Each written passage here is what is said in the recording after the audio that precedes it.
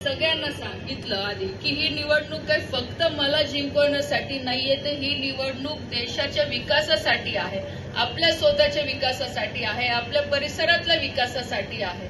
म्हणून तुमचं एक मत जे 5 वर्षानंतर आपल्याला संविधानाच्या माध्यमातून जे आपल्याला अधिकार दिलेला आहे, त्या संविधानाचा जो अधिकार मताचा आहे तो आपण कुठे वाया न जाऊ देता आपण सगळ्यांनी मतदान करावं. 100% आपल्या घरातलं मतदान निघालं पाहिजे, यासाठी आपण सगळ्यांनी प्रयत्न करावं. मी महिलांना सुद्धा सांगेल की आपला सुद्धा 50%चा हिस्सा ह्या मतदानामध्ये आहे, 50% हिस्सा आपला विकासामध्ये आहे. म्हणून महिलांनी कुठे मागे राहता कामा नाही की महिलांचाही तेवढाच अधिकार ह्या मतदानावर आहे आणि ह्या देशाच्या विकासावर मध्ये आहे.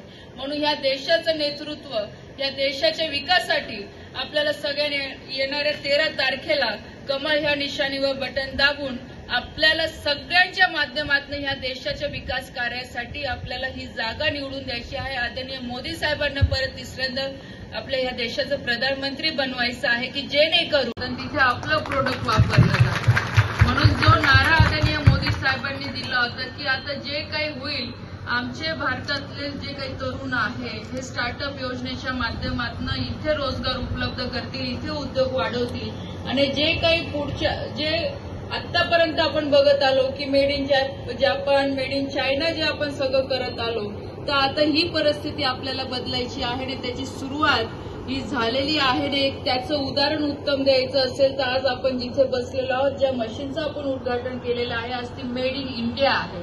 आज आपल्या सगळ्यांसाठी खूप अभिमानाची गोष्ट आहे की आता जे काही लोक आहेत त्यांना पुढाकार करण्याची म्हणजे पुढाकार घेऊन ह्या सगळ्या मेड इन इंडियाच्या वस्तू बनवायची एक संधी मोठी मोदीजींच्या माध्यमातून मिळालेली आहे. आणि मलाही असं वाटतं की आपण सगळे लोक इथे सक्षम हातात आपल्याला द्यायचं आहे की ज्या माध्यमातून आपल्या देशाचा विकास होईल, आपला स्वतःचा व्यक्तिगत विकास होईल, आपल्या भागाचा विकास होईल आणि येणाऱ्या पिढीला एक चांगलं सक्षम भारत आपण त्यांच्या हातात आपण देऊ शकतो.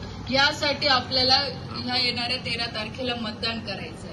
बरेच लोक आता प्रश्न विचारतात किंवा विरोधक आता सगळे आपण बघतो बँकेमध्ये खातं आहे आणि सगळे सबसिडीज जेवढ्याही योजना आहे, मग ते जनधन योजना असेल, तुमचा घरकुलचा पैसा असेल, आरोग्याचा पैसा असेल, त्याच्यानंतर आपण म्हणतो स्वच्छालयाचा पैसा असेल, उज्ज्वला गॅसचा असेल, जे काही तुम्ही शिष्यवृत्ती असेल, जेवढाही सरकारी ज्या काही लाभ आहे हे घरी बसल्या बसल्या तुमच्या मोबाईलवर एक साधा SMS येतो की तुमच्या खात्यामध्ये आज एवढे पैसे जमा झालेले आहे. आज एवढी मोठी उपलब्धी केंद्र सरकारच्या माध्यमातून आपल्याला सगळ्यांना मिळालेली आहे. पण आता तसं नाहीये. आता सगळ्या गोष्टी डिजिटल झालेल्या आहे. कोणाकडे काय आहे नाही, हा सगळा रेकॉर्ड सरकारकडे आहे आणि जो खरोखर गरजू आहे, जो खरोखर लाभार्थी आहे, त्याच्यापर्यंत आता सरकार पूर्णपणे पैसा पोहोचवते. आपण बघतोय की जे लोक गरीब आहेत, ज्यांची ते मजुरी करून आज त्यांचं घर चालवतात, तशांसाठी पुढच्या 5 वर्षासाठी आता मोफत धान्य सरकार देण्याचा प्रयत्न करत आहे.